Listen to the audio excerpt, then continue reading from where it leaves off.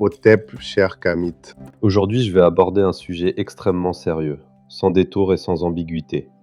Les objets de sorcellerie habités par des âmes humaines et le commerce occulte qui existe autour de ces pratiques.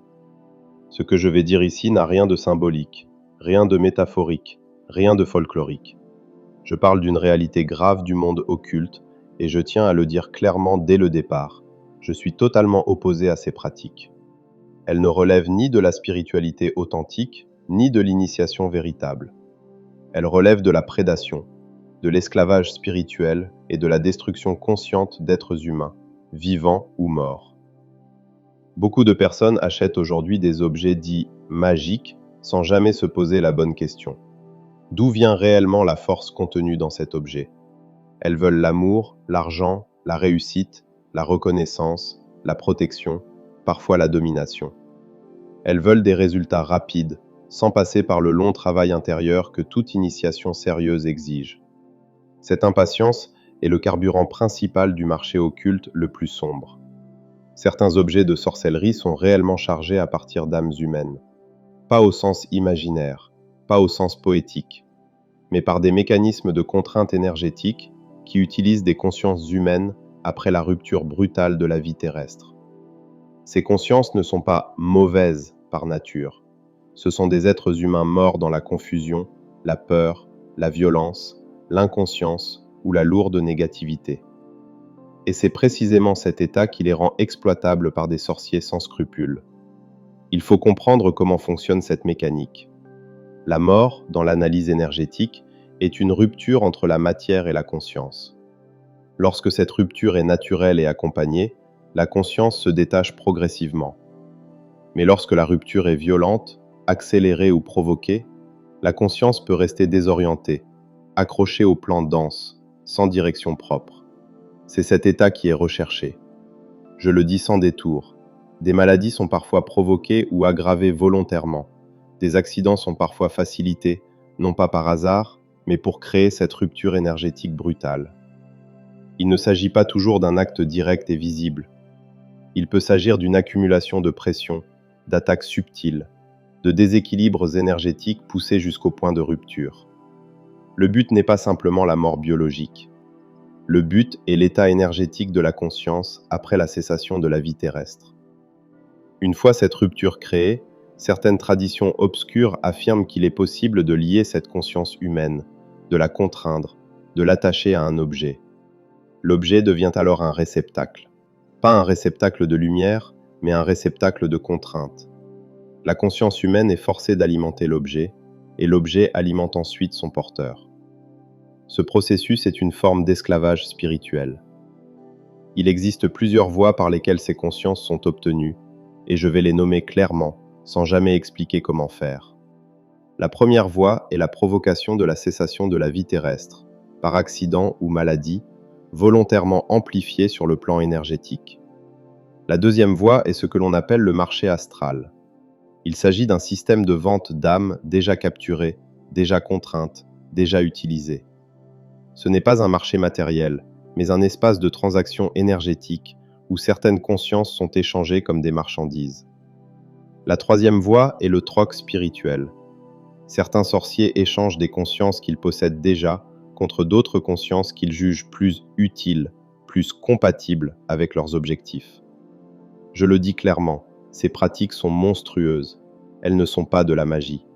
Elles sont une négation totale de l'éthique spirituelle. Quand tu achètes un objet chargé de cette manière, tu participes à ce système, même si tu ne le sais pas. Tu crois acheter la réussite, mais tu achètes en réalité une dette énergétique lourde. La réussite arrive parfois. L'argent circule. L'influence augmente. Mais cette réussite est instable, parce qu'elle repose sur une force contrainte. Et toute force contrainte cherche à se libérer. C'est pour cela que tant de personnes réussies par ces voies vivent dans la peur permanente.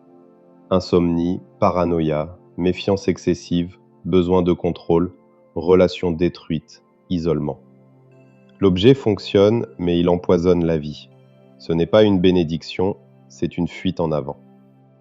Je veux maintenant parler d'un point que beaucoup refusent de regarder, ce qui se passe après la mort de l'utilisateur.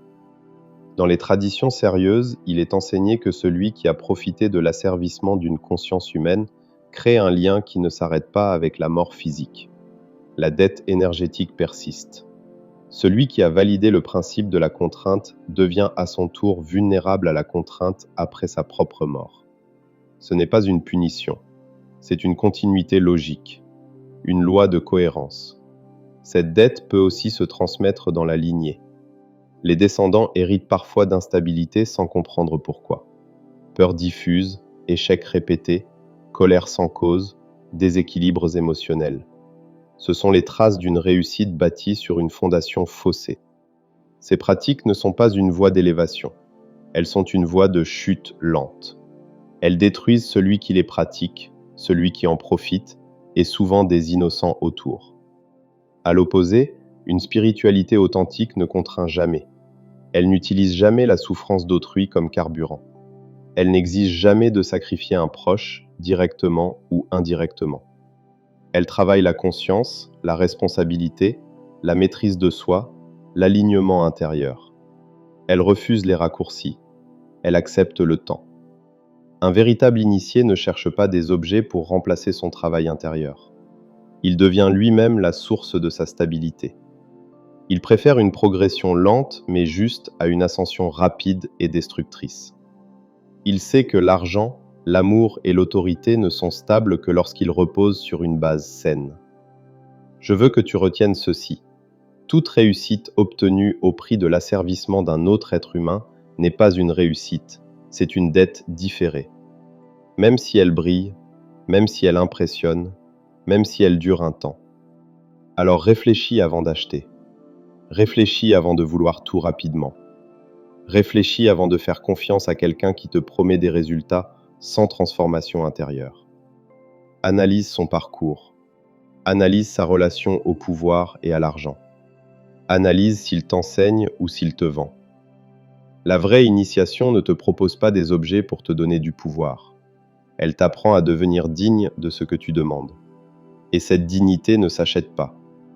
La lumière ne vole pas. La lumière n'asservit pas. La lumière ne détruit pas pour prospérer.